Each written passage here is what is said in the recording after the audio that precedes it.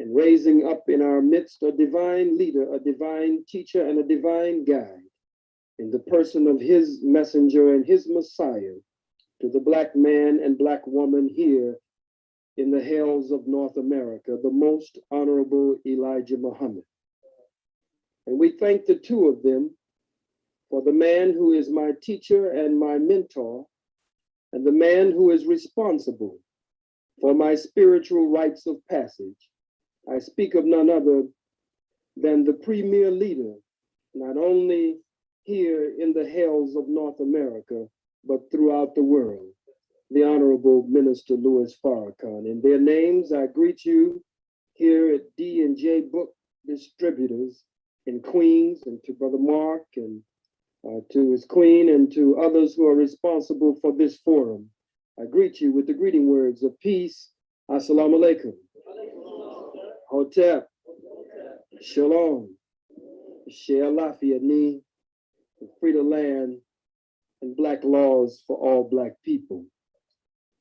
Again, it is my honor to be here and to speak to you on such a timely topic during this period when the birth of the Reverend Dr. Martin Luther King Jr. is observed by many and celebrated by many. The subject that you have given me, Malcolm X and Martin Luther King, human rights and civil rights, the challenge of the 21st century, is quite a challenging subject. Of all our studies, of course, history is best qualified and most attractive to reward our research. If we know what happened yesterday, we can intelligently discuss today because today is built on yesterday and tomorrow is built on today. And we should be intelligent enough that if we know what happened yesterday, that we are not likely to let the same thing go down again today. Our unity in sisterhood, brotherhood, and struggle is profound, principled, and forever. We choose the revolution of our people and the liberation of our people as our life's goal, and struggle as the method to achieve it. Our struggle is constantly and continuously against the oppressor and against all in us, which is in contradiction to our values and the choice we've made. We choose the liberation of our people, and our choice is conscious, full, and free. And we accept all risk and welcome all rewards it might bring. We have nothing better and more revolutionary and rewarding to do with our lives than to struggle. Struggle to bring into being a new world, a world in which we, our children, and our families can breathe and create and stand and walk in a warmer sun. This is the Kawaida Kiapo. And I want to begin with a note from Langston Hughes, since at this time of the year, there is so much talk and the dreamer. Langston Hughes gives us this as it was made popular through Lorraine Hansberry in A Raisin in the Sun. And it begins, what happens to a dream deferred? Does it dry up like a raisin in the sun, or fester like a sore and then run? Does it stink like rotten meat, or crust and sugar over like a syrupy sweet? Maybe it just sags like a heavy load, or does it explode? Brothers and sisters, in a laboratory, no experiment is a failure. Even if the results of that experiment only proves that it can't be done that way, that experiment is not a failure. The experiment of the life and legacy of the man that we know to be Martin Luther King Jr., the experiment of that life was not a failure. It was not a failure. It serves us well today. Because even if it does nothing else, it tells us that it can't work that way. And when you find out in an experiment that it can't work that way, then the results advances your study, advances your research, and it should put you on firm footing toward real resolution and the best results that you might hope for. Dr. Martin Luther King Jr., here 30 years ago, and as he walked in Selma, Alabama, and worked in Selma, Alabama, and Birmingham, Alabama, and Montgomery, and throughout the hells of North America, as the chairman or as the leader of the Southern Christian Leadership Conference, as Dr. King worked 30 years ago for us, it is written in the scriptures, what greater love could a man have or a woman than to lay down their life for their brother, for their sister, for their friend? Dr. King laid down his life for us. And if for no other reason, we must honor him for laying down his life for us, but we must analyze his life. And we, as the most honorable Elijah Muhammad teaches us, that it is after one has made the transition, after they have made the transition to what some call death, but what others call to the realm of the ancestors or the Egungun, then a period can be placed behind the testament of that life. And then we can carefully and critically make an analysis of that life. Dr. King laid down his life for us, and Dr. King believed in the moral conscience of the white man. And since we are talking about civil rights and human rights here tonight, I think it's fitting that we begin right there. He believed in the moral conscience of the white man. Well, I'm here tonight at D&J to tell you that the white man ain't got no morals and he ain't got no conscience.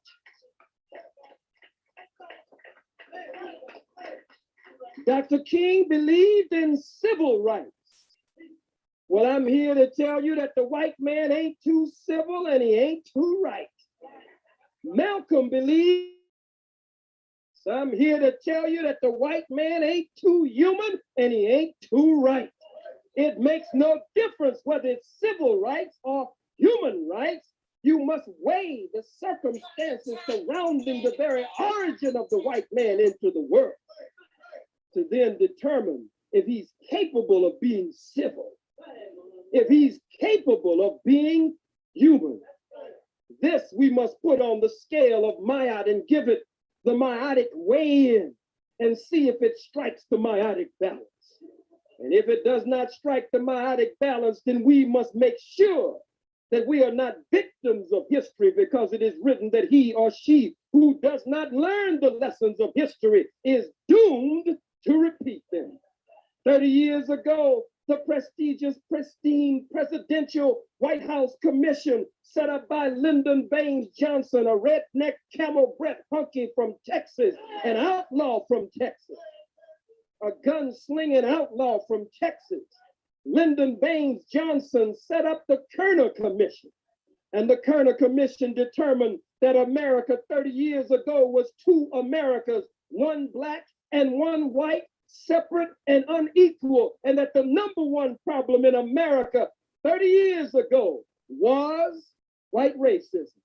30 years later, after Dr. Martin Luther King Jr., the Kerner Commission has reconvened, and determined that America is still two Americas, one black and one white, separate still, unequal still, and that the number one problem in America today is still white racism. 30 years after Dr. Martin Luther King Jr., they questioned Jet Magazine staff and journalists questioned the widow of Dr. Martin Luther King Jr. They questioned Sister Coretta Scott King. They questioned his daughter. They questioned his son. They questioned the Reverend Wyatt T. Walker. They questioned former city councilman Hosea Williams, who was one of his right-hand men. They questioned Andy Young, former mayor of Atlanta, Georgia, and former ambassador to the United Nations. They questioned them, and they questioned others, and they put the question to them about success or failure. They put the question to them, have we really made progress 30 years after Dr. King? They wanted them to analyze the dream of Dr. King. And they all said that they could see some change here and there. But they all agreed that America had a long, long way to go. Some of them were even specific.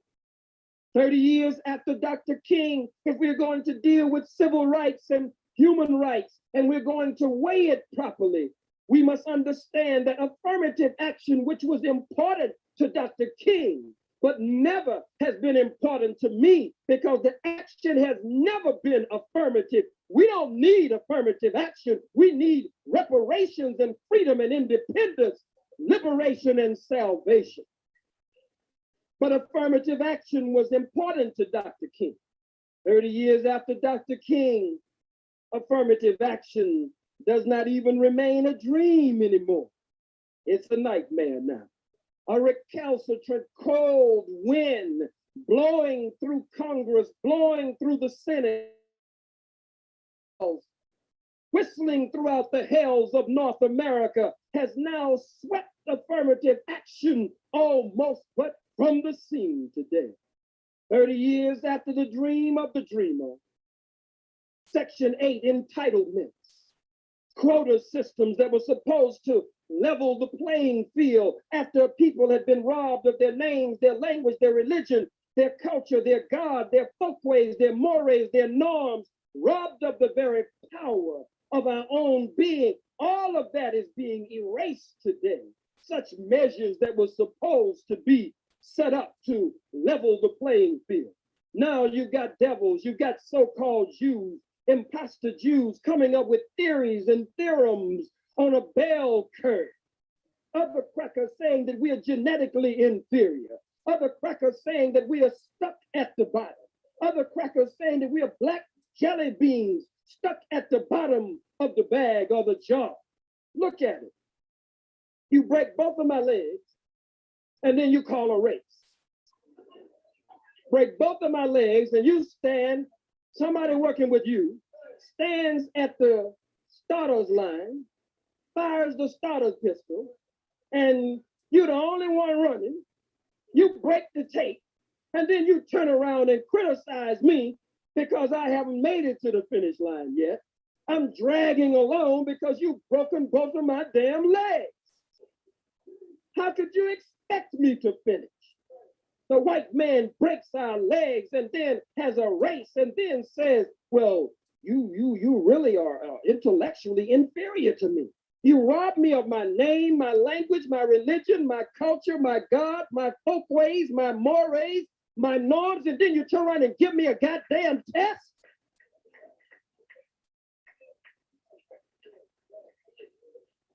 How could you expect me to score like you? 30 years after Dr. King, a Negro sits on the Supreme Court bench named Clarence Thomas.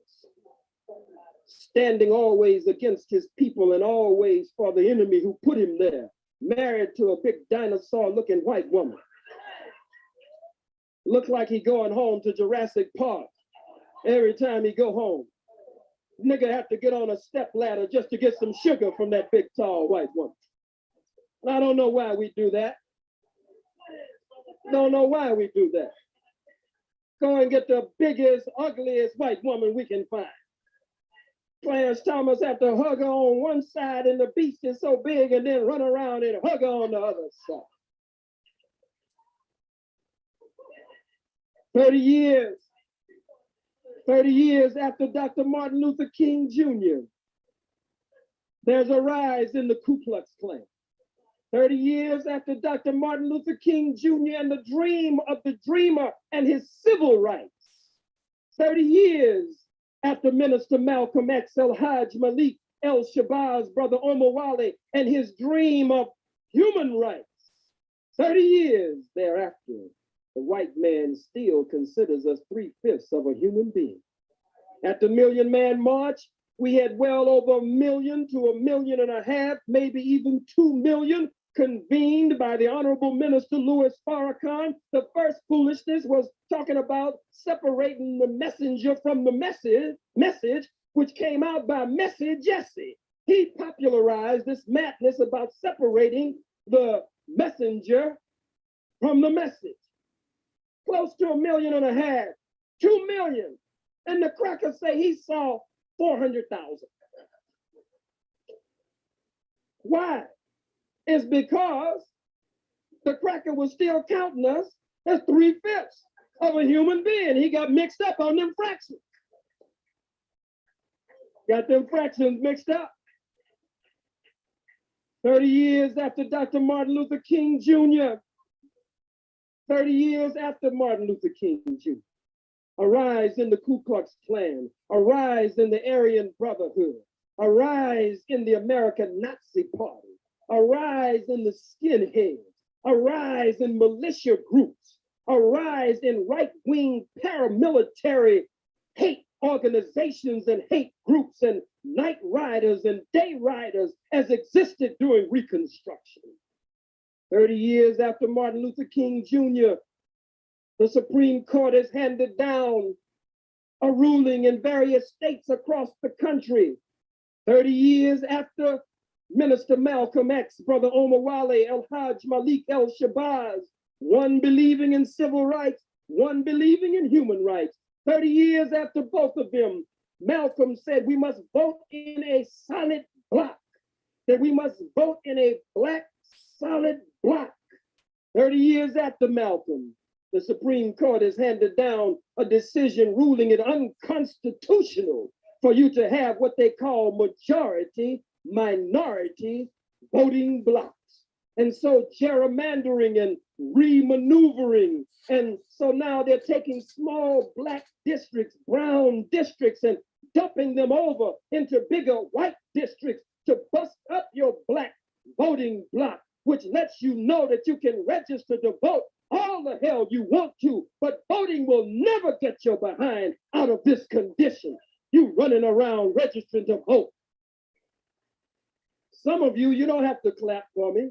You say, well, he's stepping on some toes now. And I know they got that camera running, and I don't want the camera to catch me applauding because I'm really with these folks and I'm with those folks. Nigga, you should be with the truth. Stand up for the truth. Stop dilly-dallying. Stop pussyfooting. Stop beating around the bush. Tiptoeing through the tulips. Speak the truth regardless of circumstance and stand up on the truth from the cradle to the grave. That's your divine responsibility and duty to our people here, generations yet unborn, and to our ancestors who have gone on. That's your duty, and that's your responsibility. And so the voting blocks being busted up today. Unconstitutional to have a so-called majority minority voting district. 30 years after Dr. King, The white man is killing us, it appears, like never before. You talk about slavery. You talk about the plantation. You talk about lynching. But when he kills a Yusuf Hawkins, when he kills a Philip Purnell, when he kills an Anthony Baez, when he kills a Brother Aswad, when he kills a Jerry Lee Amy and a Eula May Love, when he pulls the trigger and kills a Johnny Gamage or chokes a Johnny Gamage, or when he kills a Tyrone Lewis in St. Petersburg or Pittsburgh or wherever we are, it's 3 over here, it's 5 over there, it's 10 here, it's 20 there, it's 50 over there. He's lynching us today with a modern kind of lynching, and he's killing us today faster than he killed us on the plantation. You can't hang as many niggas from a tree and put a noose around their neck as you can pulling the trigger with an automatic and a semi-automatic weapon. But you miss 30 years after King and 30 years after Malcolm making a careful, critical, and correct analysis of what's going on. Because some of you still want to hold on. Maybe nobody is here. Maybe that's the ones who didn't come. In fact, let's establish some rules now. If I say anything that you don't like, you say, he ain't talking about me. Talking about somebody else.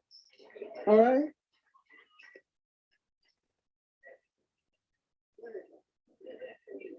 Some of us are crazier today than we were when Martin was here. Some of you got your tikis and your sandals and your boo-boos and your dashikis and your red and your black and your green and your mud cloth and your kente cloth, and Christmas, you had a damn Christmas tree in your house. You got your afro, you got your dreadlocks, you got your African braids, you got all of that. You crowned and gowned to the ground. But you got a dead tree that the peckerwood sold you in your house with some kente ribbon on it, with a Santa Claus with red, black, and green on. You got a red, black, and green stocking over the fireplace. You have taken this madness and dressed it up and tried to give it an African flavor. Some of you today, 30 years after Malcolm, 30 years after Martin, 30 years after the call for civil rights and human rights, some of you are still quoting the white man's corrupt constitution and his Declaration of Independence and his Bill of Rights. We hold these truths to be self-evident that all men are created equal.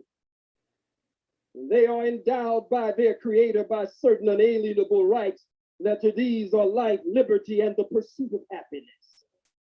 Let's look at that. Would you hold this for me? So this is my son, Forrest.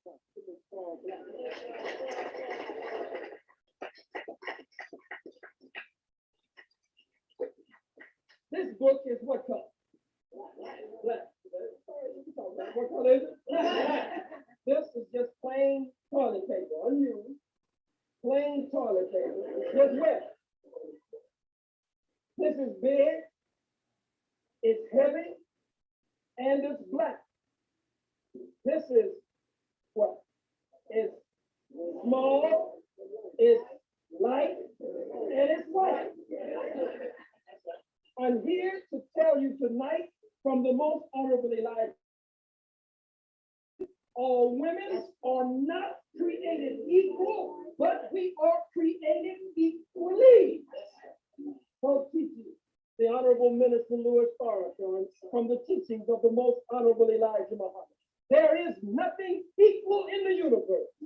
One of your eyes is higher than the other one, or lower than the other. One is bigger than the other. One leg is shorter than the other one. Long as some of us walk like it. We know that one of our arms is longer than the other arm. There is nothing equal in the universe, but everything in nature has been created. Everything in nature has been created equally, but not equally. Let's look at it. Again, black,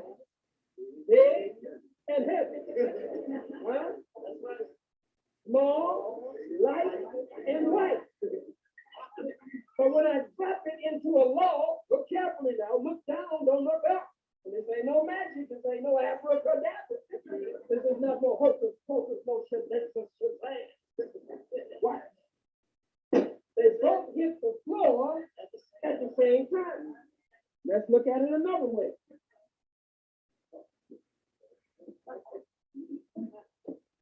This is what? White. Talk back to me. Talk back to me. This is what color? White. This is what? White. All right. Let's look at it. We hold the two of them up. They're not equal, are they? One is big, one is small. One is white, one is black. Huh? One is heavy, one is light. They're not equal, but they have been created equally. And when you drop them into God's law, we did it at first with black being bigger and heavier and white being smaller and lighter. Now we do it the opposite way. And when we drop them, they both fall into a law and they both hit the floor what? At the same time. Let's look at it even further. Freedom is a law of nature. Freedom is a law of nature, and justice is deeply rooted in the universal order of things. And it is the divine intent of the Almighty, all-wise God and Creator that everything live equally under His creation. Let's look at it. The ant and the anteater, the chicken and the chicken hawk. It makes no difference what it is in nature. All have been created equally, but not equal. Everything must have food, you with me? Water, air, and the proper environmental and atmospheric conditions.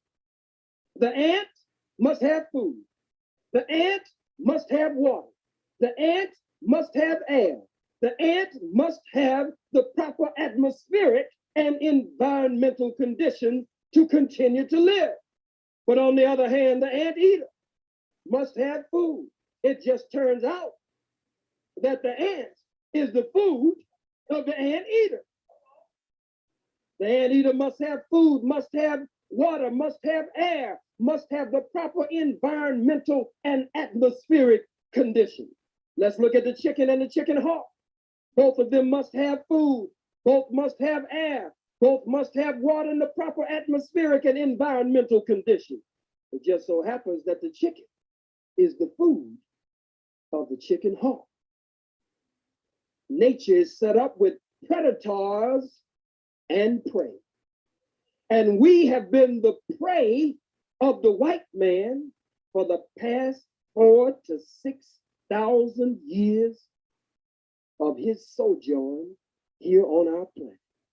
The brown man and woman, the red man and woman, the yellow man and woman, all have been the prey of the white man. The white man is our natural enemy.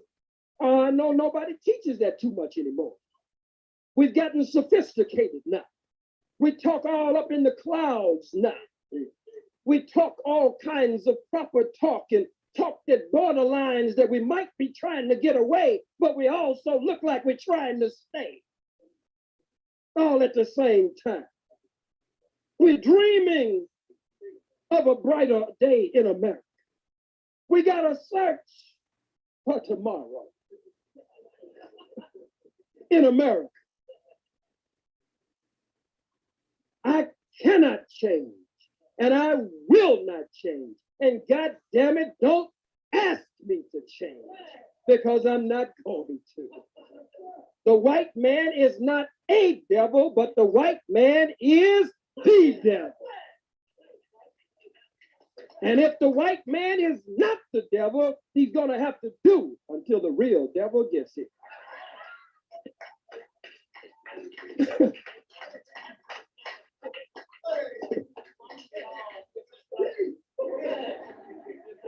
Civil rights and human rights, the challenge of the 21st century. Look at it. If you're going to look at Malcolm X and Martin Luther King, you got to look at them in phases. You got Old Testament Malcolm and New Testament Malcolm. You got Old Testament Martin and New Testament Martin. Old Testament Martin had a soft line Old Testament Martin had a soft line. New Testament Martin moved toward a harder line, criticized America, challenged America, called America, stepped out of the realm of Negro affairs, stepped out of the box into the international arena, and started comparing the war in Vietnam with what Black people were facing right here in the hells of North America. On the Ho Chi Minh Trail or the Edmund Pettus Bridge, Martin started making a comparison. So that's Old Testament Martin and New Testament Martin, from a softer line to a harder line. And I don't mind being unpopular if I stand on truth. I must say that there's again an Old Testament Malcolm and a New Testament Malcolm. Old Testament Malcolm leaned toward a harder line. New Testament Malcolm moved toward a softer line. Give a damn whether you applaud, don't give a damn whether you nod your head, don't give a damn whether you smile. I know they're not going to give you your money back, so you might as well relax and deal with it. Let's look at it. Old Testament Malcolm said, a revolution is bloody.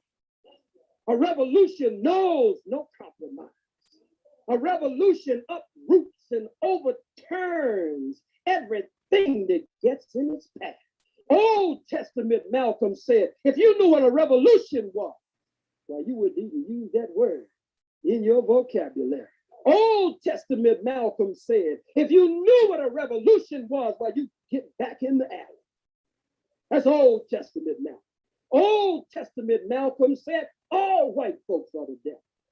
He said, none of them are any good. He said, if you find one that you think is good, kill him first before he turned bad. That's Old Testament Malcolm.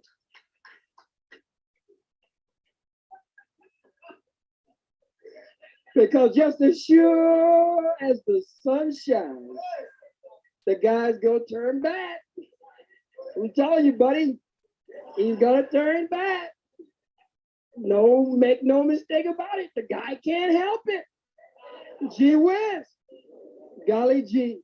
If you think anything else, it's far out, buddy. It's far out. Jimininis.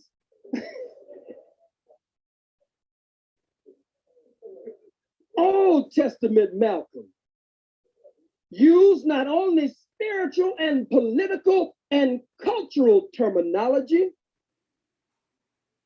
he used revolutionary terminology as well. What does this say? Okay. All right. Everybody look and say, what does it say? Did it say leave Malcolm alone?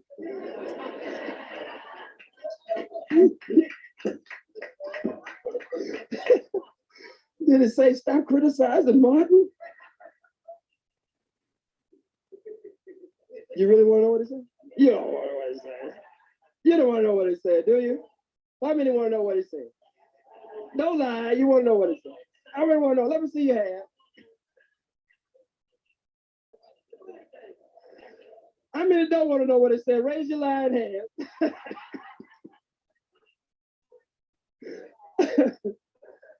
It just says, can you take a 15-minute break? At some point, take a 15-minute break.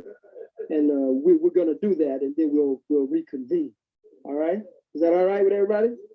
He said, that ain't really say that. Everybody all right? We were talking about Old Testament Malcolm and New Testament Malcolm, Old Testament Martin, and New Testament Martin. Martin from a softer line to a hard line. Malcolm from a hard line to a softer line. Not a soft line, but a softer line. New Testament Malcolm went back to Saudi Arabia. Now, whatever he saw when he went back the second time, now believe me, he saw it the first time. All right?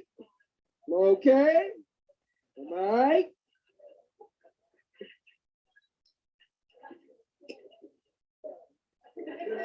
Yeah, I got to drop some Ebonics up off in here. All right. I drop a little Ebonics, y'all, so y'all to know what I'm talking about. You know what I'm saying? You to know.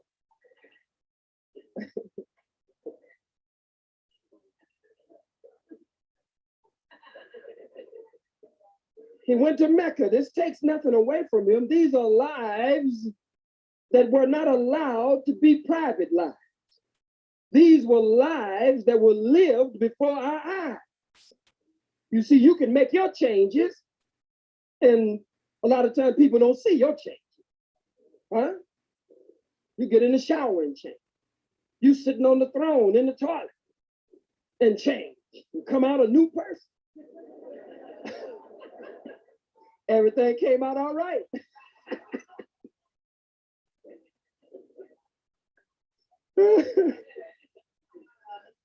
Some of you go to one Juma prayer, you're a changed person. You go to one Juma prayer, you come back, know you. You're Khalid Abdul Rahman Suleiman Kareem the Magnificent III. Abdullah. Got an Arabic accent and one Juma prayer. You come back in the door, Assalamu alaikum rahmatullahi barakatuh. And she said, all right, baby. And she, Assalamu alaikum, I love you, baby. And she said, well, what's the matter, baby? No, I'm not baby anymore. I'm Khalid Rasul Kareem Rahman. You go on. She said, nigga, I know you. You Willie Bobo. You go and take 30 minutes of karate. Try to slant your damn eyes in the mirror. Want to eat chop suey and egg foo young all the time. We just wow. Robbed so thoroughly of a knowledge of self until everybody's culture makes an impression on us. The best way to defeat the oppressor's culture and alien culture is to live your own. It's to live your own. That's the best way to defeat it. New Testament Malcolm went back to Saudi Arabia after he had been the first time. And he went in and he came, he wrote postcards back. He sent letters back saying, here I am in Mecca. And it's a sight to behold. Here I am, he said, sleeping on the same mat, eating from the same bowl, drinking from the same cup, with men whose skin is the whitest of white, whose hair is the blondest of blonde, whose eyes are the bluest of blue. This proves that it can work, that integration can work. He was interviewed. He said, I was in Mecca, he said, and I was with men whose skin would be considered white in Mecca. He said, but they had Islam. And he said Islam made them different. Islam didn't allow them to act like racists.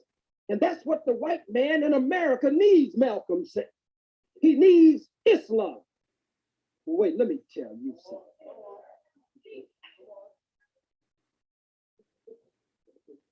I've been to Mecca 8 times. Okay? Back each time, believing that the white man was more the devil after I got back than before I went over there. There are Muslims who don't want you to talk about this. We got to deal with the truth. Astaghfirullah, astaghfirullah. There is no division in Islam. There is no invidious class distinction in Islam. I'll be damned. I was in Mecca at the Mithal or the airport. The biggest delegation to come to Mecca is represented by the blue, black, purple Black Nigerians and Senegalese from West Africa. West Africa sends the biggest delegation. Some of our brothers and sisters so black, looked like they would spit ink. It's black, spit black ink. I saw some of them, their greatest dream, even though they might be 70 or 80, some in their 90s, is to just make it to the holy city of Mecca one time in their life before they pass on. Some of them want to die in Mecca. That's their dream their whole life through. I saw elder sisters looking like they were 80 years, 90 years old in the airport. I saw racist white Arabs with their gutra and their matob and all of that they wear. I saw them run through the airport and grab elder Nigerian sisters and Senegalese sisters and grab them and snatch them and just throw them across the airport. And I'd run to their white behinds and grab them and throw them against the damn wall. And couldn't speak Arabic, but I was telling them, that's my great grandmother that you just, whether I ever met her before, that's my great grandmother that I left in Africa generations down the line. I saw ghettos in Mecca. Tell me nothing about Mecca. I saw them come out with bread in their robes, in their thobes, and black people be there stuck or stranded there because they just wanted to be somewhere close to what they call the sacred precinct. And I see them arrogantly walk out and throw bread up in the sky and let it hit the ground, and our people eat off the ground. In an oil-rich Saudi Arabia, pumping billions of barrels and billions of dollars. Arabia, Saudi Arabia, Saudi from a root etymologically, it's a similar root to Aswad, which means black. Arabia. If you're confused on that, read Chancellor Williams. Dr. Chancellor Williams said that all of that area changed from black to brown to white. From black to brown to white. That they drove us from the centers of power and they set up in Arabia, as they call it today. They set up in what is called Israel today. They set up in Syria. They set up in Jordan. They set up in Morocco and Algeria, if I didn't say it. They set up in Egypt. They set up in Libya. They set up in all of those areas and drove us from the centers of power. And those areas changed from black to brown to white. You don't want to talk about that. You say, well, what about slavery? Let's talk about slavery in Islam. I haven't seen the slave. What I did see, I was in Medina at Masjid al-Nabi, the Prophet's Mosque in Medina. I saw these men with their eyes back in their head. Their temples were recessed into their head, gaunt looking East African or looking Italian or Eritrean, which is all the same, until a white man started his game over there. They were rough on the women in the mosque. They were just grabbing women and throwing them all over the place. I didn't mind as long as they were throwing the white women. I wasn't like Malcolm. I didn't say nothing about that. But they put their hand on a sister, I grabbed her hand and checked them. So I asked, who are these men? And people say, you don't know who that is? The whole group of them. I said, no, who are they? They said, those are the eunuchs. My brain locked. I said, what are they, unique? What do they mean? And I guess they are unique. They said, a eunuch. I said, yeah. They say, yeah, they're reproductive, their regenerative organ. Their sex organ was cut off by the white Arabs. I got furious. I said, So they bring them over from Africa and they cut their regenerative and reproductive organs off so that they can watch over their harems and watch over their many women, and they not have to worry about the African brother impregnating one of their women. I had nightmares, dreams about these brothers. For nights, they were very antisocial. They didn't want to deal with anyone. They stayed among themselves. They had this kind of resentment, as I said, for women and for anything outside of their immediate circle. I saw that to the degree that I could see it with my own eyes, because some of you, you asking crazy questions. I didn't see that far. No, somebody will say, did you really see? That's a fool. And I know we got a question and answer period coming up. So I'm trying to discourage the fools before we even get started. So if you're thinking about asking me that, don't ask me no damn silly question. And anyway, there was nothing to see. They had been castrated. Castrated. Now that's going on today. So when there are rumors about slavery, because you're a Muslim, you might want to hide and say, well, I don't think so, and that's wrong. And it might be wrong, and it might be coming through the wrong channels. But the enemy having another plan for putting it out there, exacerbating tensions and exaggerating stories. But I have reason to believe that it could be true, but I have no proof, and I must be honest, except proof of the eunuchs is proof enough for me. I was in the Sudan, and I was sitting with Brother Sadiq al-Mahdi with the Honorable Minister Louis Farrakhan. We were at Sadiq al-Mahdi's home, and out of the clear black or blue, I asked one of my questions. The minister looked at me. I said, Brother Sadiq, do our people here in the Sudan consider themselves Muslim? Or, I didn't say that. Do they consider themselves Arab or African? He never hesitated. He said Arabs. Now he's in the Sudan. He said, we are Arabs. Anyone who speaks the Arabic language is an Arab. I said, brother, that sounds, the minister looked at me. But he didn't stop me though. He let me go on. I said, that sounds like Arab imperialism to me. African, and you deny your Africanness. To say that you're an Arab, I could have understood a little bit. If he would have said, we are Muslim, then he would have been dealing with something in a religious or spiritual realm. But he said, we are Arab. And I hear many arrogant Arabs say, oh, assalamu alaikum, alhamdulillah. We are so happy that you have accepted our religion, Islam. Say it's not your religion. All that I'm covering now deals with Malcolm's dream of human rights. You can't get human rights legislated from The Hague and Netherlands.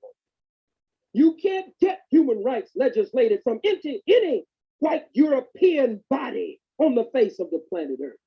You can't take your case to a world court. Malcolm, we love you for all that you have done, but 30 years later, we must make a careful, critical, and correct analysis. You can't take your case before the United Nations.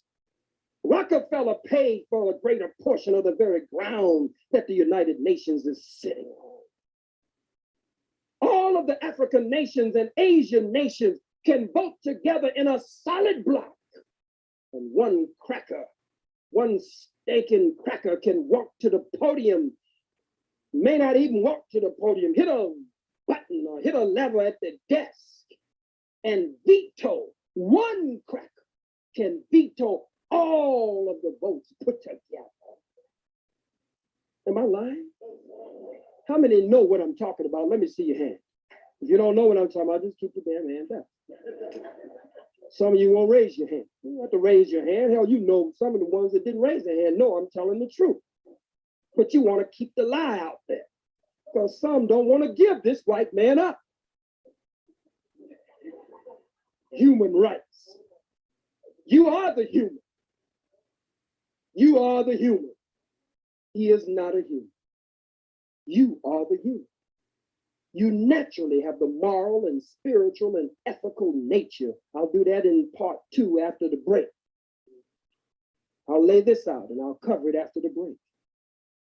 We'll get back to Malcolm in a minute. I've been to Muslim countries. I've been to Christian countries. I've been to capitalist countries.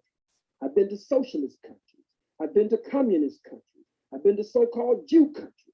And no matter what the social, political, economic, academics system is, wherever the black-white dynamic existed, I found the white on top and the black on the bottom. If it was based on race, I saw the white race on top, black race on the bottom. If it was based on class, I saw the white folks in the upper class and black people in the lower class. I'll go into it a little deeper when we get back. We'll go back into Islam. Islam cannot change the white man. Stop telling that lie. Nothing can change the white man. The white man is coded that way. You want to believe with this human rights and civil rights talk, you want to believe that there are good white folks and bad white folks. There's just two kinds of white folks, bad white folks and worse white folks. That's all it is. I know some of you with all of your African adornment got a white girlfriend, got a white boyfriend. You ain't got to raise your hand. We can look at you and see Susie in your eyes.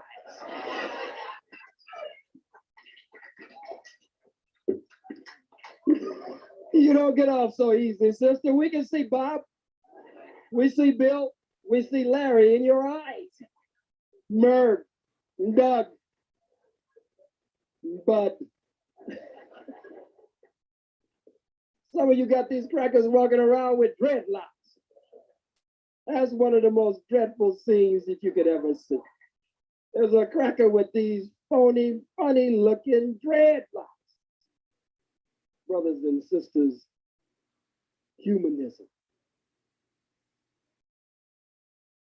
If we look at it, you're the human being. You're the human being. You gave morality to the world.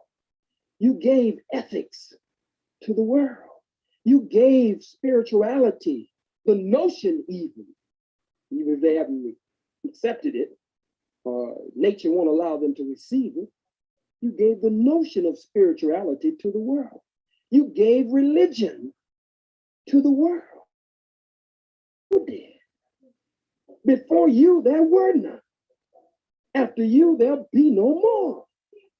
If you find a thing doing the same thing in every time zone, on every landmass, throughout the annals of time, you find it doing the same thing, then that should let you know that it cannot change. It's coded that way. It can't change.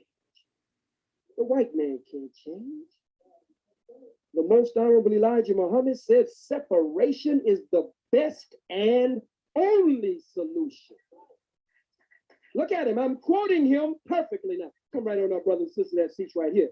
He says separation is the best and only solution. Let's stop right there. If he said it was just the best solution, then you could say, well, there are some other solutions. Huh? But he said it's the best and only solution to the problem, the race problem that exists between black and white. Separation is the only solution. You praise the white man, some of us, not me. You praise him for his Declaration of Independence. You praise him for separating from the British Empire. The Declaration of Independence was an act of separation. 13 little scrawny colonies separated from the British Empire. Is that right? Paul Revere, huh? George Washington, Thomas Jefferson, John Adams. These faggots with pedal pushers and ruffles on their shirts and wigs on their head. Then the Minutemen. I'm not gonna get into that. That's between them and their wives. I ain't got nothing to do with that.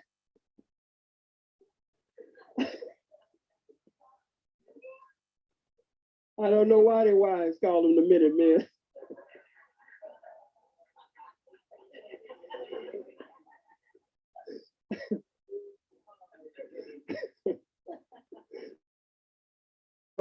Brothers and sisters, we have to lighten it up with a little humor every now and then. You give me the signal, brother, when would you like to have that break? Would you like to have it right now? How many would like to take the break now? How long should the break be? 15 to 20 minutes, and during that 15 to 20 minutes, what's procedure? How do we?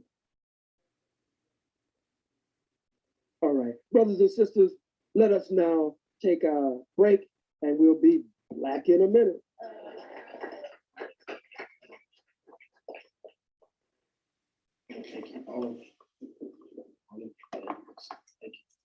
This is not a question. I just wanted to say I was really impressed with what you said. Hold on a second.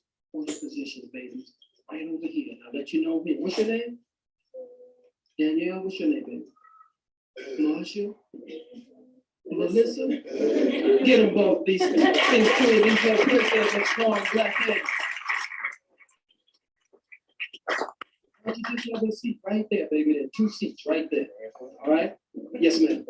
I wanted to say that I was really impressed with what you said about Martin Luther King. If he had talked about integrating ourselves, Black Catholics, Black Protestants, really a very strong point that I always think about what Jesus said about loving your enemy. He wasn't talking to the Jews or the Hebrews loving the Romans. He was talking about the Hebrews loving each other. And in that love, they would really overcome the enemy, which was the Romans. And when Jesus really knew how to talk against the Pharisees, and I think your point was really very well taken, that if we stop loving the enemy, who's the white man, and start loving ourselves, West Indians and African Americans, West Indian, from the Spanish Caribbean, and all of that, we just cover the diaspora, we'll be really cool. And I really appreciate it. Sandy Figueroa from Most of Sister Sandy Figueroa.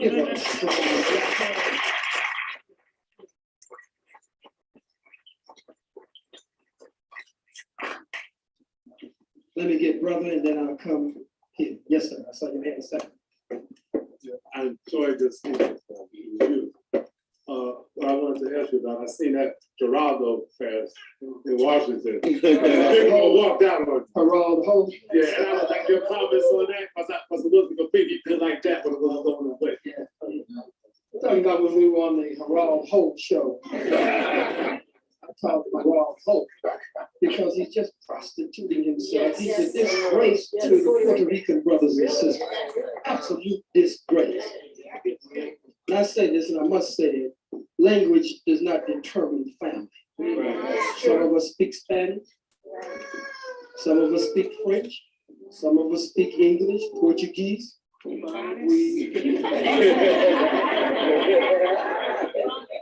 sure is right. I know she is.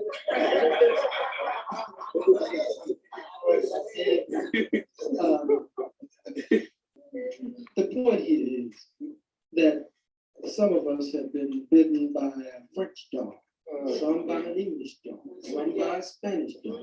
It makes no difference. We've all been bitten by the same dog. It just speaks different languages. So when we walk the streets of New York or wherever we are, we can't be divided by language.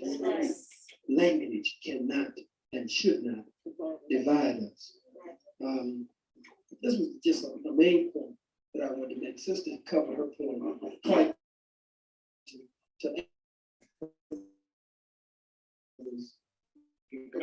When he cut the show. When he cut it. That's your main point. It wasn't going his way. I understand. It was supposed to go 2 hours, but we were told that it would go 2 hours. It was based on the Jews here in New York. We were in DC. It was based on the Jews who controlled the show. They were watching, of course, and they would determine whether it would go 2 hours or 1 hour. My presence was so disruptive. Just being, why you said anything. The little sister from Harvard, Alvin Poussaint. Now, brothers and sisters, we all knew a month before the show who was going to be on the show. He knew I was going to be on the show. I knew he was going to be on the show. We knew Chris Darden would be there. We knew that the warrior lawyer, attorney Malik Shabazz would be on it. We knew, what's her name, Barbara Ship. She doesn't want to be called Barbara. She just wants to be called Ship. I'm not going to get into that. That's some bullshit. I didn't say that other word.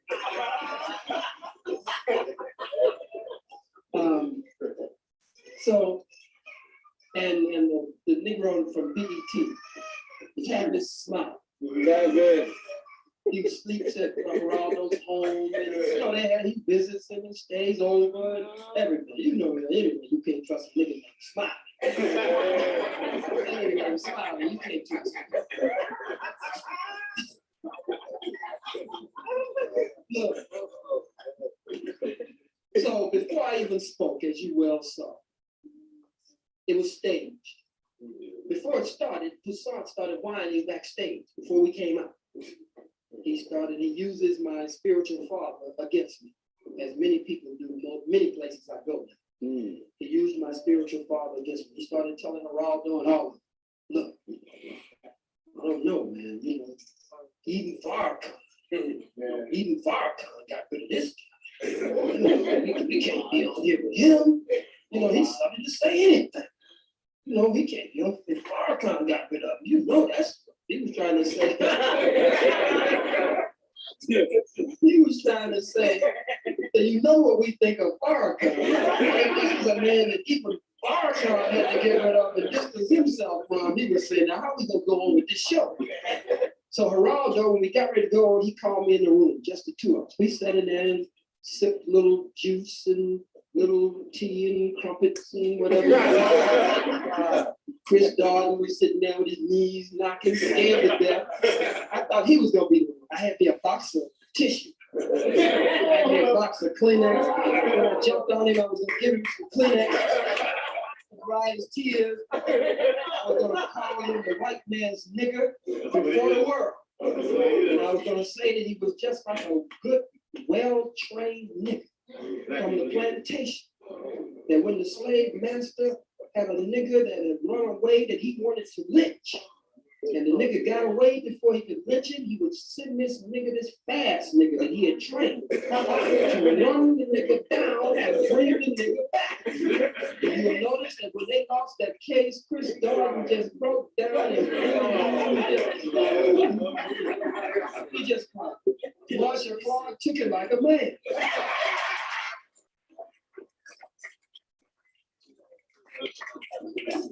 Down and just woo. And I was going to say before the world that he was crying because he was begging the white man. He was telling the white man, don't get rid of me, please. I know you wanted to lynch this nigga. I tried to catch the nigga.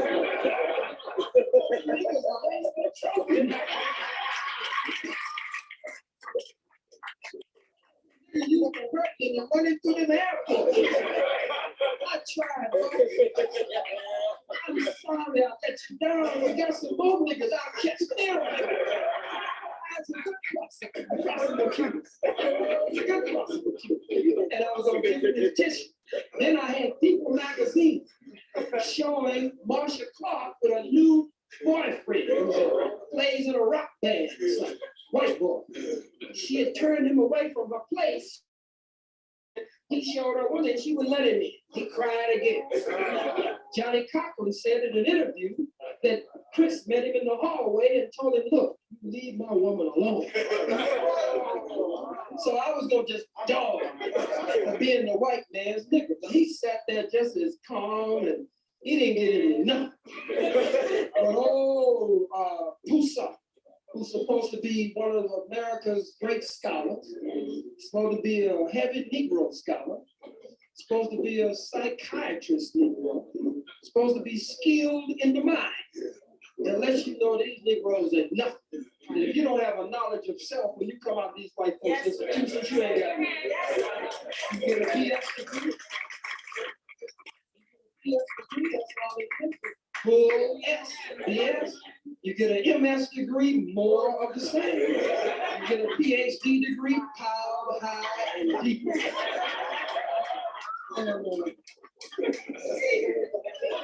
So this Negro puts on a show. And he uses my spiritual father before the world. He said, this man, we all know that Minister Farrakhan, even Minister Farrakhan had to get rid of him. We know that he has said all of these things. I can't sit here on this show with him, and you can boo me if you want to, but I'm going to get up and leave right now. Gets up and I stand up behind him and say, see ya.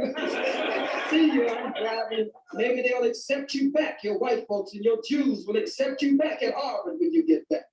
But this was so when he goes among them, they'll all pat him on the head, pat him on the butt, and tell him what a good nigga he is. I'm so glad you did that, Khalid Muhammad, like that. So then Geraldo, they tried to box me in. Get Tavis Smiley on one side. And they had planned it, Ship on the other side. And the three of them were supposed to deal with Malik. And if I can't go to crossfire from Malik to me, they felt they could handle it and contain anything. So then when we raised the point, I raised the point that shook the whole thing.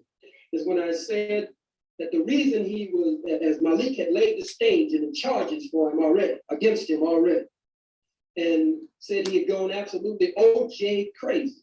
I point out the reason he had gone OJ crazy is because the station and the network is owned and controlled by Jews, and that they had put him out there to do that. That the jury is not a sequestered jury. The jury goes home every night. And so he retries OJ and the day's proceedings on TV every night, so that whatever they dealt with in courtroom during the daytime, he could erase it, hopefully at night. They put him there on the point to do that. And I said, in relationship with the Goldman family, and your mama is a Jew. And he just went, well, you're going to get personal with me. And he has a big tattoo of the so-called Star of David or the Mogen Daoud on his hand, right here. He said, I'm proud of my Star of David. So this is exposing him and pulling the cover off of him that his mom is a Jew. And then I went on to say, and you have a behind closed doors relationship. He's sleeping with Denise Brown, who is the sister of Nicole. He went buck wild. Getting too personal. Then we had to set up my comrade in the struggle, Brother Hiram Ashanti. My comrade in the struggle, Brother Hiram Ashanti, who's representing Brother Kabir Hadass from West Philly. We set it up before. He came to the mic, he told them that he was going to ask something else. That he was going to say, well, look, we didn't agree with OJ being here in this community and in this church and that Khalid Muhammad. And they said, oh, come on. And they brought him up to the mic. He got up to the mic and Brother Hiram Ashanti laid it all out. He said, with the skinheads and the Ku Klux Klan and the militia and the Freeman and the ADL. And he said, you're going to put all of them together in the same category? And he fights him down, Hiram Ashanti. He says, and I want to ask Dr. Khalid Muhammad, should black men take up arms? Should black men have guns now? That's it.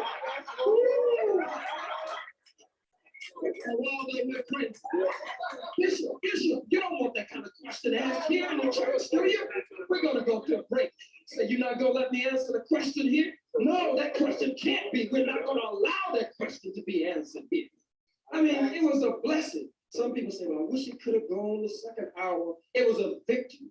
Yes. When you go on that kind of program, you're supposed to blow it up. Yes, it was disruptive. And still we got a message across. And so that's why I didn't go the second hour. And that's why it just flopped, it just ended. And then he tried to run it for a couple of weeks after that. He did excerpts from it, lifting sound bites from each of And he them. let everybody know he gave $7,000. He gave $7,000. Well, the preacher kept begging. Wasn't he begging? Geraldo, you promised us. Geraldo, that you were gonna give us some money. He said, well, I gave you some money. Oh, in words, I gave you some money. He said, but now we gotta tell you what we really need. That's the reason I let you in. As you said, Geraldo, I got your teeth upstairs.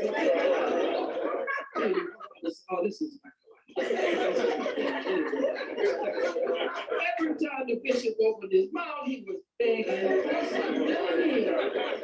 It's embarrassing. Like the old Negro preacher on the plantation. You want an old butter biscuit and a piece of fat back at the back door.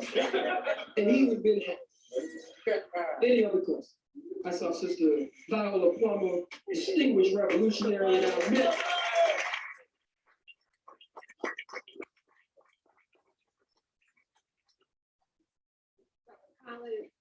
We are indeed indebted to you, not for a speech, brothers and sisters, but for a program of action. So my question isn't to Dr. Collins, because he's doing his work. My question is, what are we doing? Okay.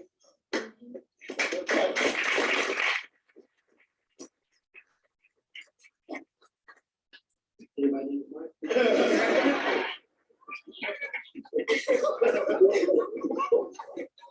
That's all I was doing. That wasn't rhetorical. That wasn't rhetorical. That was a revolutionary, pointed question.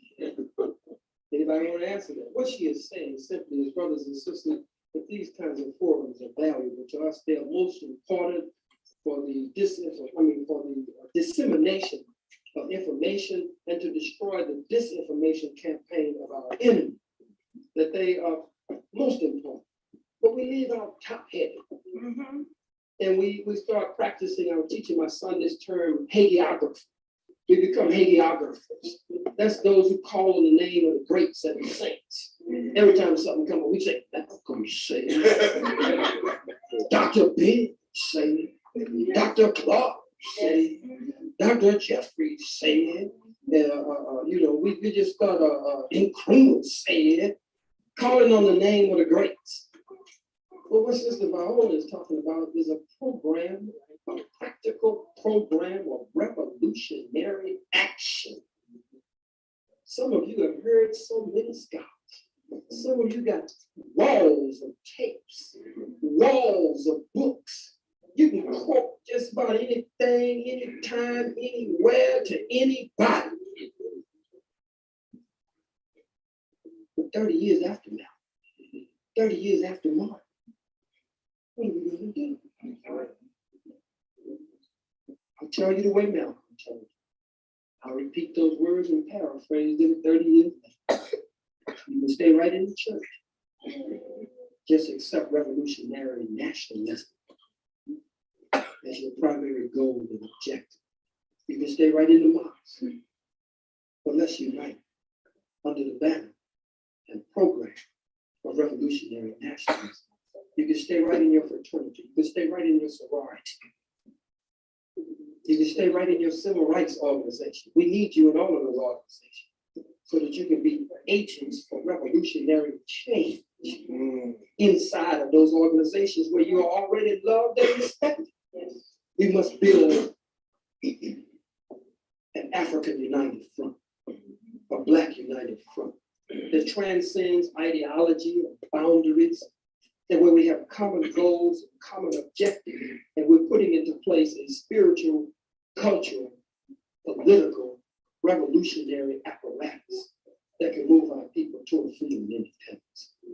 That's what she's asking. She's saying, you seem like you enjoy it. It looked like a revolutionary revival. Yes, it did. So she said, now that you're excited, happy, feeling good, some of you mad, you were provoked to anger. You ain't been that mad in a long time, and I intended to make you mad. She said, now how do we translate this into action? You know December 12th movement, the December 12th movement and work in the community, the New York 8. You know, the revolutionary commitment and the years of relentless, no let up commitment. Is there anybody who really wants to do something after we do this? I ain't talking about no foolishness, going out and attacking the white man's tanks with bricks. Throwing hot bean pies. That SWAT squad.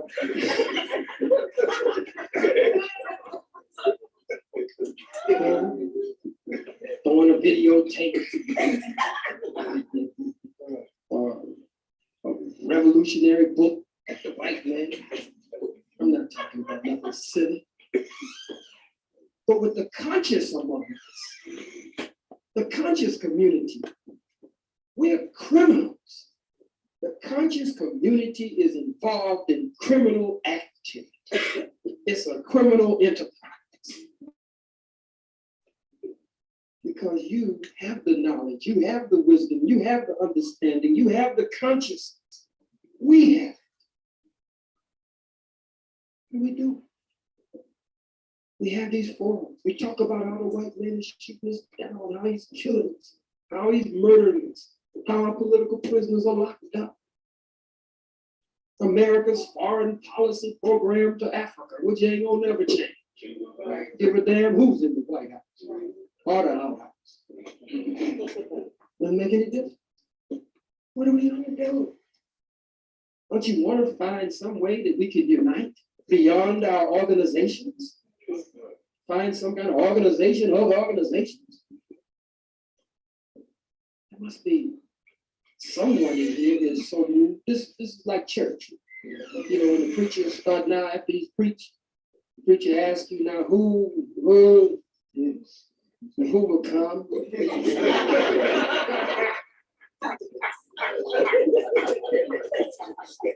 Who does not have a church home? In other words, I'm saying who it is conscious and know you're not doing the damn thing. Some of you just like to be happy. You know, you just like to talk stuff. You know, you can quote all the stuff and you like to run it down. You be at the job, dazzling everybody on the job, eating peckerwoods, and everybody be listening. You at school, you got everybody, even the professor. The professor's scared of you when you walk into class. You come in with George, G.M. James, Diop, everybody. The professor damn near hide. That's revolutionary too. But can't we come together?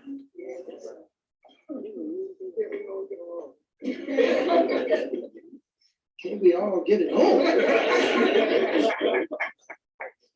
Can't we all just get it on? I'm begging. Can't we all just get it on? That's what she's asking. Do we have a mailing list? Did we make a mailing list? Did we get everybody's name, address, and phone number that's here? No. Let's circulate a couple of legal pads and tablets in the audience. Can be kept here at D&J, and I think Sister Viola should take a copy of that with her. I'll be working with December 12th, New York 8 from this point on. I believe that we all have to put down these artificial barriers. You don't have to be, die a tribe and be born a nation. All this tribalism. I'm from this tribe. I'm from that tribe. My tribe wear this. My tribe wears that. I roll with everything. I'm with the brothers with the bow ties and the semis. To me, that's real. I go all over the country. Everywhere there's a revolutionary, radical movement, I will go. To be co-chairman of the new Black Panther Party this time. So how you gonna do with the Black Panther Party and you? What's the contradiction? There's no contradiction. Let's reinforce each other. Minister Farrakhan said to you at the Million Man March, join an organization. Minister Farrakhan is the leader of the Nation of Islam. He's also a lifetime member of the NAACP. Yes, he is. He's a member of NAILS or NALS, the National African American Leadership Summit with Ben Chavis and Jesse and all of them. That's all right. That's all right. I want to join a national revolutionary movement where all the radicals, the militants, and revolutionaries come together.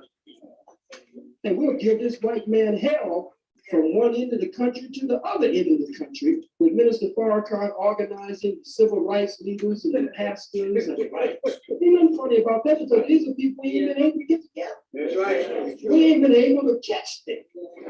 We ain't been able to get them to even halfway respect each other in the same room. He's able to do that. But I want to organize all the radicals, all the revolutionaries, the freedom fighters, nationalists, Pan-Africans, those who want to build a Black power movement. Ain't no contradiction in that. That means we got the white man going and coming. Huh? Hassling him and harassing him in all of his countries. So let's circulate this list. One to be left with D&J, Brother Mark, and brothers and sisters here at D&J, and one with Sister Viola, if you don't mind, because it was she who put us on this path here tonight, at least, with that profound question. Is there anyone here who has you've already given, but you want to give a more substantial donation? Is there anyone here who would like to give 10 or 20? Sister Viola Plummer, there's babies, where the babies? Where they? He said, that man talks so much.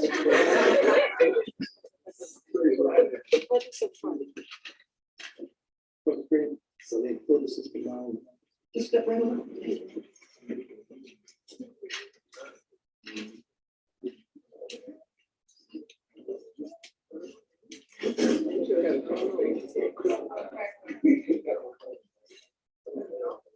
Any other donations? Is there anybody who will give 10? Here's one. Get brother's name. Brother Craig, would you know how to do it? Get his name and call it off quicker than so. Brother Darrell, $20. Give him a strong hand, brothers and sisters. Sister Viola, give us a strong hand. Any other donations? Let's read it quickly and take our last question. Any other donation?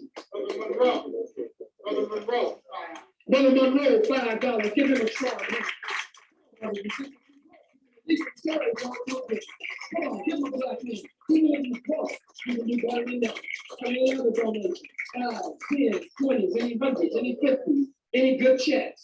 Good check. Let's make sure that this list continues to circulate. Are there any other donations? Is there anyone else who will give 5? Even if you've given already, give 5, give 10. 5s, 10s. All right, I'll come back to you. Think about it again. Are there any other questions? Is that it on the questions? One more question. Is this our last question? That's our last question. In light of what's going on in New York City,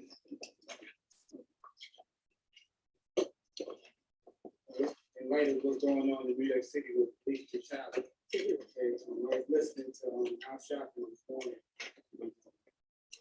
on News 1, and I'm really happy to know because I'm always going to start. But for this time right now, I know that we really have to get the police up off of it. They're definitely brutalizing us. I see it every day. Okay. Right now, I'm a union rep on my job. Okay. And a lot of people daily basis on 2 work, 2 from work, and all I see is arrogance. You name it, they do it. Even from looking at the sisters walking down the street, the tight stuff. Not licking their lips, blowing kisses, you know what I'm saying? And it's very degrading. Now, even though I don't vote, Brother Al Sharpton was saying today made a lot of sense to me. And for right now, would you consider him to be back, or should we look into backing him for the mayor run? Because I really don't try not to get into politics unless I feel it's worthwhile for blacks, or if it's going to benefit my family and my love. Would you tell me if you personally back Sharp, if he's going to bring change, and from what he was saying today, it made a lot of sense. First of all, I don't vote, and I never have. And even if I could, I wouldn't. There would have to be some very special circumstances that would cause me to vote. And under those special circumstances, then perhaps it would be possible. So far, I haven't seen those special circumstances. And right now, as I said, I'm an ex-convict, proud to say. Something on my resume, I'm proud to have it. That's a school that I wouldn't have volunteered to enroll in. But since it's on my resume, I'm happy that it's there. And happy about what I did while I was there. So I can't vote now. But there are those of you who can. I would have to say that any strong candidate that is running against Giuliani, that I would have to give some kind of support to that candidate. I am not one who would speak against Reverend Sharpton running for mayor, against Rudolph Zedman.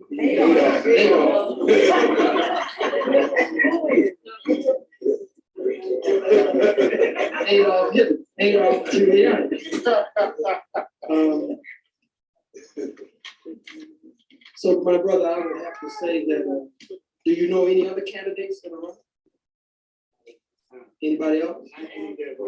If there are any revolutionary nationalist candidates running, then I would have to swing my support behind the revolutionary nationalist candidate. But if there are no revolutionary nationalist candidates, and Giuliani certainly is not a viable option for us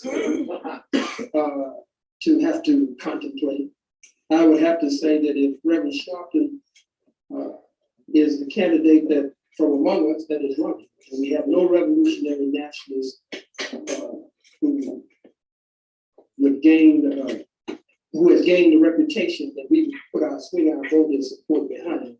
And those of you who vote, that it's a decision that you should make. I don't think you have much of a choice, meaning you don't have a real decision to make. It's not a real decision that you have to make. I mean, but there's some Negroes who don't vote for Giuliani. Some Negroes don't vote for Giuliani, straight up. So I think it's ridiculous to vote for Giuliani under any circumstances if you're a voter. If Reverend Sharpton is the candidate running against him and a black man from among us, then I don't think you should have to make any real decision. I wouldn't go get it at all. Yes, sir. I'll come to you. How there's a fund to elect the next black mayor of the city of New York that has a slate of candidates. They're not candidates, they're draftees. And the process is still open to anybody who wants to be nominated, or anybody who wants to nominate someone. The key people who are running it are Brother Andy Gill and Ira Williams. The process is that you pay for someone that you want to nominate. It's a $500 cost. There will be a convention in which there's $99 for $99. Anyone who has $99 to put up, organization has $99 to put up, whatever it is, can have a seat on the delegates. The candidates so far that have been drafted, someone has put forward $500 to nominate. Sister Adelaide Sanford, Reverend Dennis Dillon, Felipe Luciano, Martha there's a list. And my name was submitted also on the list.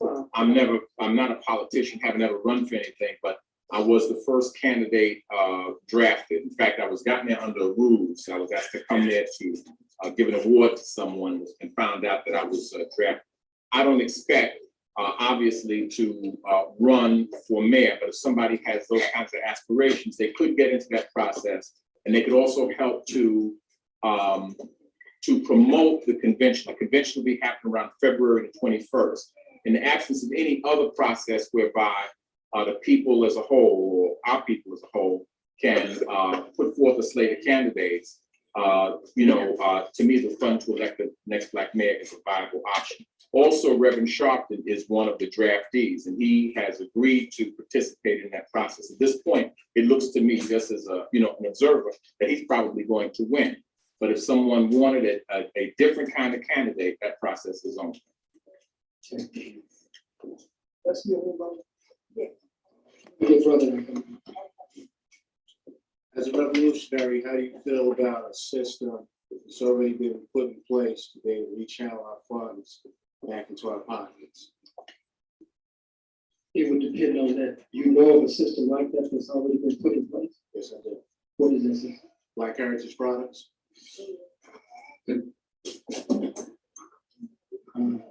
I would have to say that any program, especially after having been talking strongly as I have been, body is not going to be much harder than the other, but it's a little strong.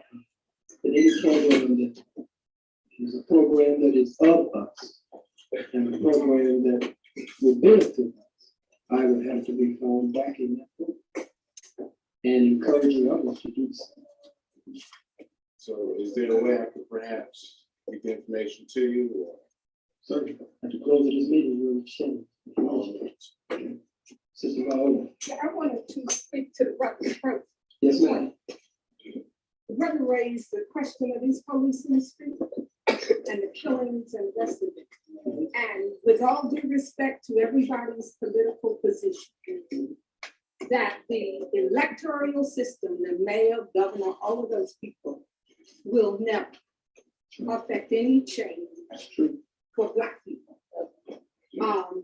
We went through this process in the 60s with Ken Gibson. Okay?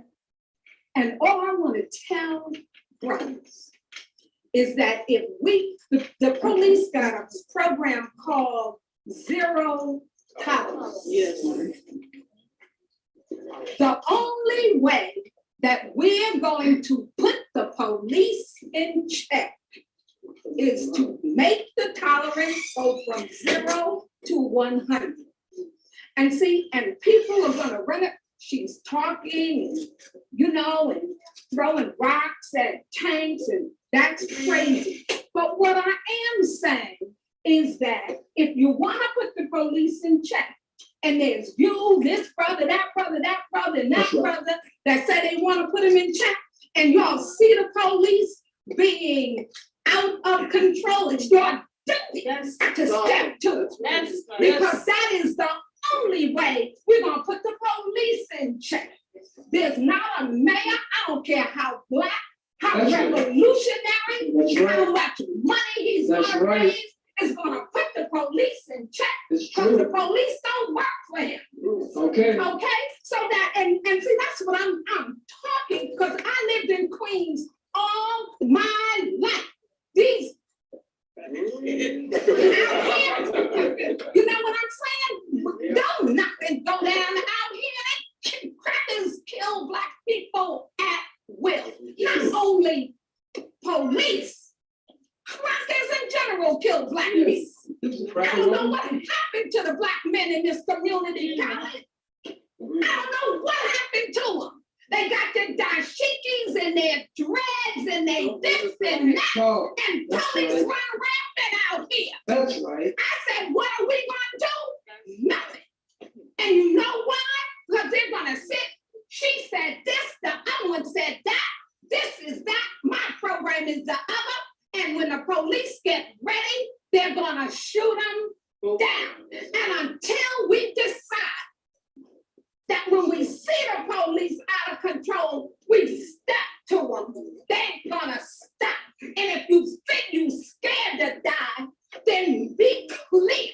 The only way you're gonna leave here is you're gonna die. And you can't prescribe when that's gonna be. So don't chase no man. Niggas, you wanna get rid of the police, you gotta step to them. That's right.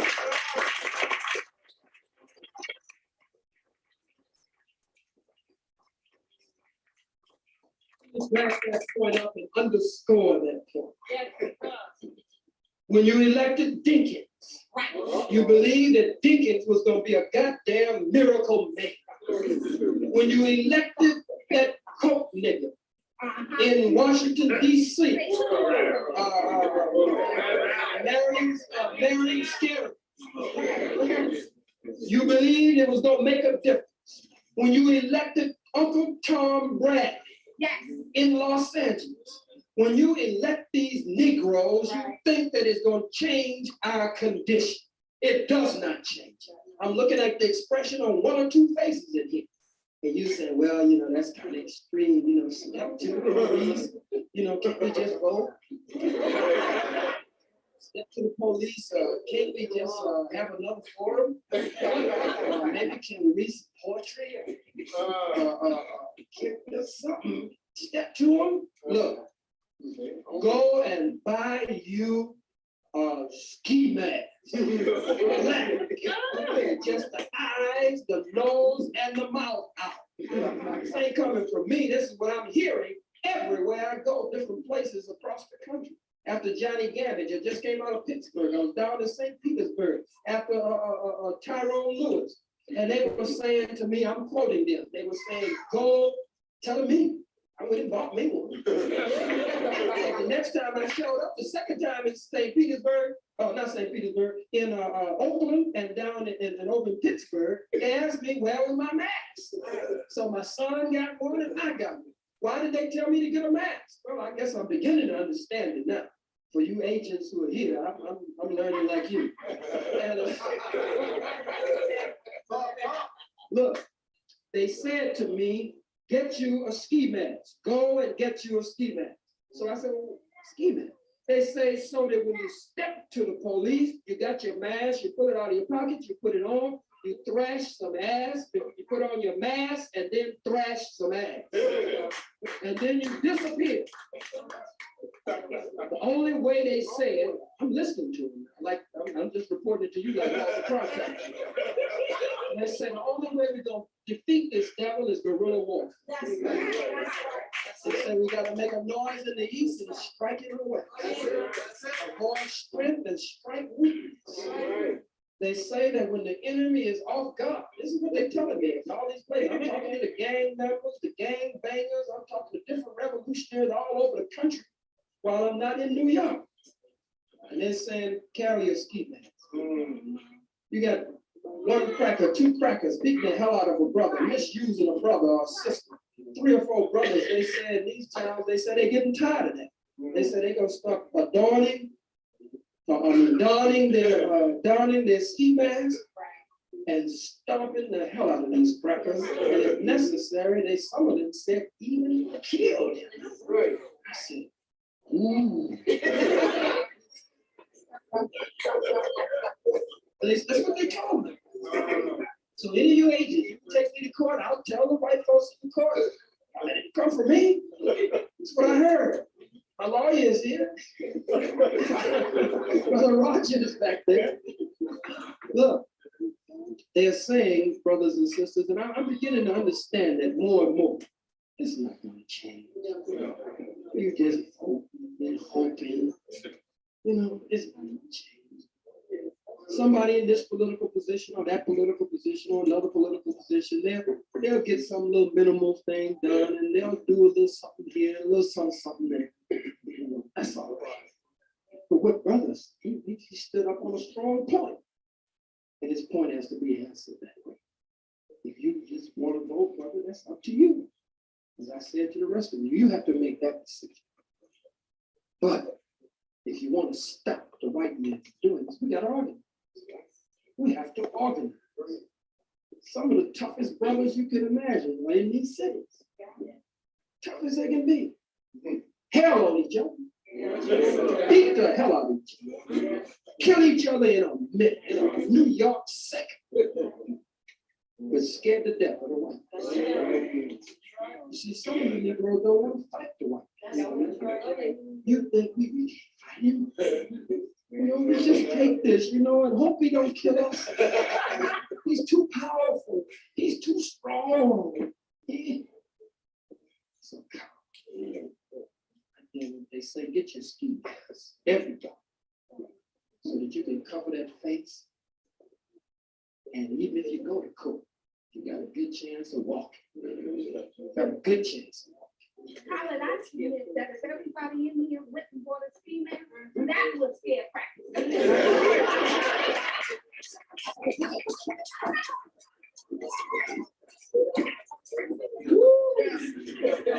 So what we're looking for a slate of ski mask candidates. I'm looking for a slate of ski. I'm not joking. I'm not joking. Sir. Does the Black Heritage sell ski mask? No, I'm sure they're gonna start saying that. I'm sure I'm tired of this. Aren't you tired of this? Can't you see we just go around and around and around the same vicious cycle? I'll vote for this. I'll vote for that. I hope this some white man will. I talked to a Muslim. It hurt me to my heart from the Nation of Islam. He told me how he had voted for, he voted for Clinton. But he told me how he had voted for the governors. Who were the two? Pataki, and who was the other candidate? Cuomo. That he voted for Cuomo because he hated Pataki. I said, that's tacky to vote for either one of them. I said, why would you vote for either one of the crackers? Just don't vote. You ain't gonna end up no worse off, and you ain't gonna end up no better off. Unless you do some other things that we haven't tried yet. So I'm just sharing with you the things that I've heard around the country. Now, according to what I've heard, we need to raise another $120. Can we raise that $120 from everybody in here? I'm sure we can. Is it everybody give $3, $4, $5, or 2 or 3? Take it out. Let's go and pick it up. Let's raise the 120 and let's finish. If you got 20, put that in there. If you got 10, put that in there. Let's finish it up. Told me what was needed. Let's put some 10s and 20s and 5s. Hurry quickly with the baskets. People get tired.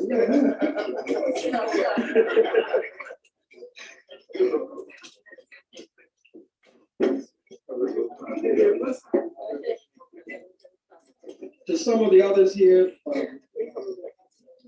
my son reminded me, and it's true. You know, some of you feel that that Reverend Sharpton has done things in the community to come to the aid of the community. Many of you believe on many occasions. Some of you believe that Reverend Sharpton has done some things in the community that are detrimental to the community. That's why the decision must be made by you. I've shared with some of you that from a revolutionary standpoint, revolutionary has to operate sometimes behind enemy lines, but you can't lose your mind while you operate behind enemy lines. And we must have allies in various camps.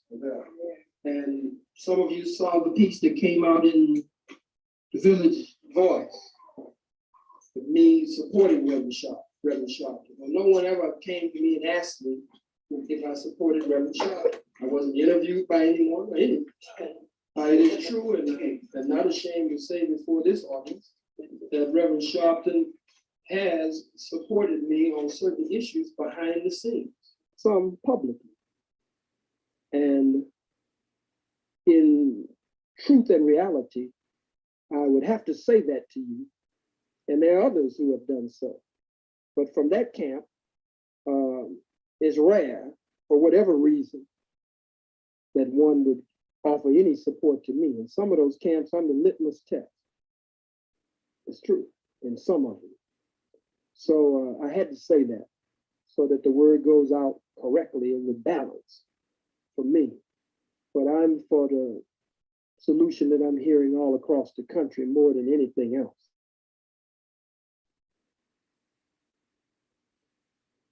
Did we collect what you needed, Brother? Yes, sir. We got to get out of here. Yes, sir. You had a question, sir? All right. Yes, sir.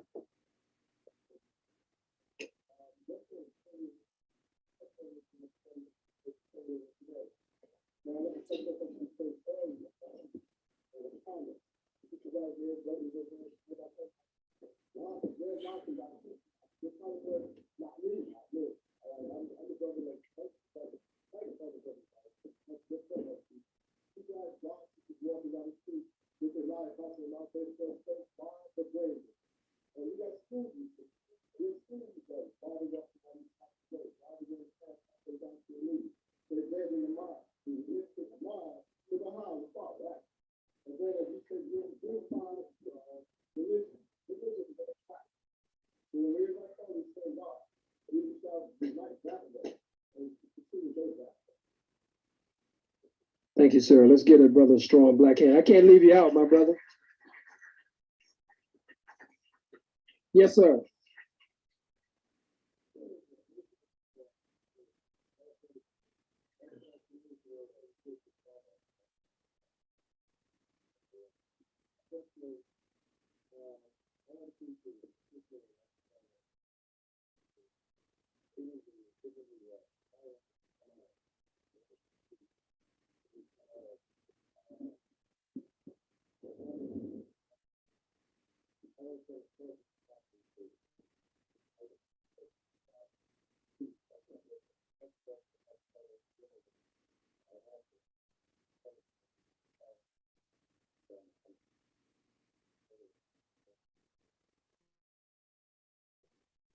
Okay.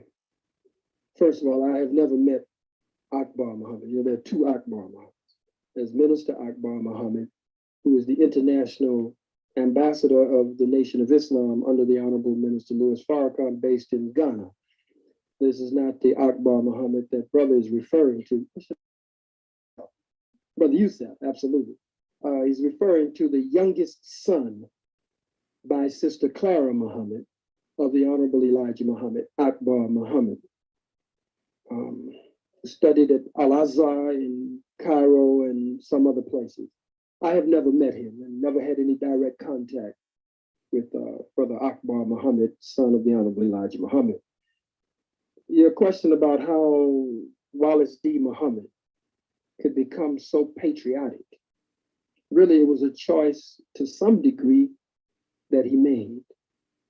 Beyond that, when he was born, October 30th, 1933, when he was born, Master Farad Muhammad, at that time, was getting ready to leave his student, the Honorable Elijah Muhammad. Two men were born in 1933 who have made tremendous impact. Wallace D. Muhammad was born October 30th, 1933, and Minister Louis Farrakhan was born May 11th, 1933. They were both born in the year that Master Farad Muhammad was leaving his student and his choice, the Honorable Elijah Muhammad. When Sister Clara Muhammad was carrying D. Muhammad, Master Farad Muhammad wrote his name on the back of the door.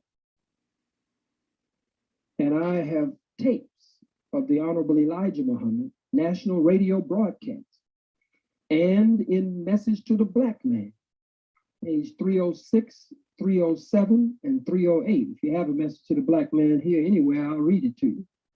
Where the Honorable Elijah Muhammad says on national radio broadcast, and he touches on it in the Message to the Black Man, 306, 307, and 308, that he knew of Wallace Muhammad from early in his life or before he was even born. Right? He knew what he would do against him. Do you have Message to the Black Man here? He says on this tape that Wallace Muhammad even had plotted and planned his own son to kill him, he said. That he had lifted up not only his mouth, but was preparing with guns, the Honorable Elijah Muhammad says on this tape, to kill him. He gave us the history of different divine ones in the scripture and their sons and their wives and how their sons. He takes us to the Holy Quran as well, to the 11th chapter of the Holy Quran. Thank you, sir. Remind me to come back to the 11th chapter of the Holy Quran.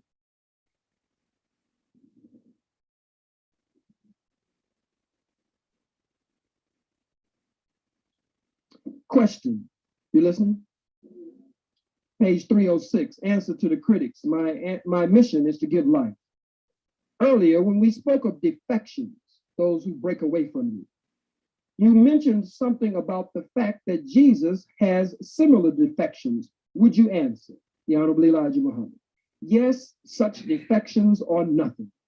The public should not think it's strange. This time in which we live, we have the actual Spirit of God moving among the people. Question. Well now, in time, sir, your grandson, Sharif Wallace, your son, Wallace, or Malcolm, ever expressed the desire to return to follow you again, would you accept them? Answer. There is nothing unforgivable. The Holy Quran teaches you. The only thing that is unforgivable is this, that you will not accept Allah as God and not accept his messenger as his messenger. These two things are one. We say the belief in Allah is the belief in his messenger of the prophet of Allah, as the prophet of Allah. The belief in the messenger or the prophet of Allah is a belief in Allah. If you disbelieve in one, you disbelieve in both. You cannot believe in one and disbelieve in the other. This is the knowledge the world has not realized, and this is what God wants the world to know. I'm getting ready to drop the bomb in a minute. When God chooses his representative for the people, he speaks to the people through that representative. And if the people will accept that representative, we call them prophets, apostles, or messengers, then they are accepting Allah. But if they reject him and still say they believe in Allah, they are considered enemies of Allah and disbelievers, because that is Allah in that representative, and you cannot accept one without accepting the other. You have got to accept both. You cannot get the blessings of Allah if you reject his messenger. Now, these boys that you are referring to, they do not worry me. I do not give my time arguing with them or talking about why they believe or disbelieve. I do not even argue with them because I knew these things in the beginning. I knew they would act like this, some of them.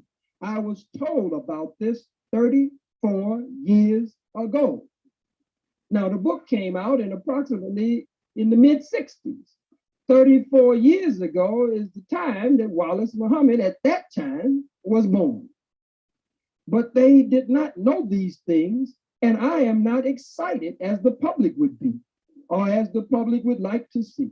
In some cases, if the son disbelieves in his father must be wrong. But that is not so when it comes to a messenger of God. If we say that it is true, then it stands true in the common life of the family. There are some children who never sincerely accept their fathers as they should. There are some fathers who never accept their children as they should. So this is the nature of the human family of the earth. And when it comes to spiritual teachings, it is also the same. Not all of the family of a messenger are such as Noah and Lot. They do not always have true believers, but that did not detract one atom from his messengership. You do not take advantage of that unless you get into war or trouble with God. You do not say, I do not believe in him because his wife or his son does not believe in him. Why should I follow him? You would be getting yourself in trouble because that is given. I do not care anything about those who fall away from me after I have pointed out the truth to them. And despite this, they get wrong and go away from that truth. I'm almost finished. I am not responsible for this. For whatever they say against me, it is against themselves. What they preach and tell the people in order to get the people to disbelieve in me is much like Absalom and his father David.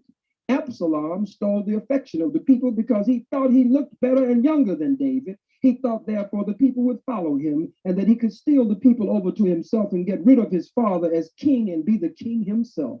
But he was not to be the king. The man that was to be the king had yet to be known. That was Solomon. These facts are all put there to deepen our knowledge, and time repeats these things over and over again.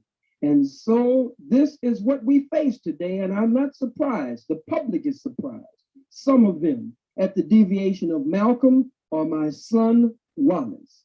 I am not surprised, but they cannot yet say I am not the messenger of Allah. They cannot take that away from me. Page 306, 307, 308.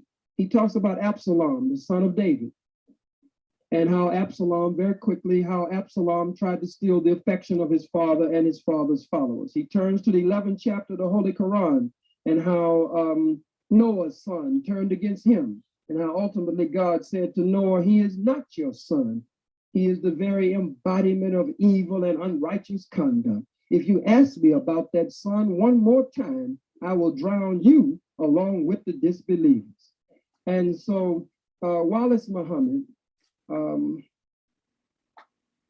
had left his father at least 3 times and went out against his father. He always, more or less, kind of leaned toward the American way. When he spoke in Atlanta, Georgia, in his Atlanta address, he said this. He said, if America is attacked by a Muslim nation or an African nation, he said he would be on the side of America. He said, I am not going to jump up out of my nation against some foreign nation. And I'm not lying on him at all. He went on to say, even if my nation is wrong, I will fight within my nation to correct my nation, but I am not going to jump up out of my nation to fight against my nation.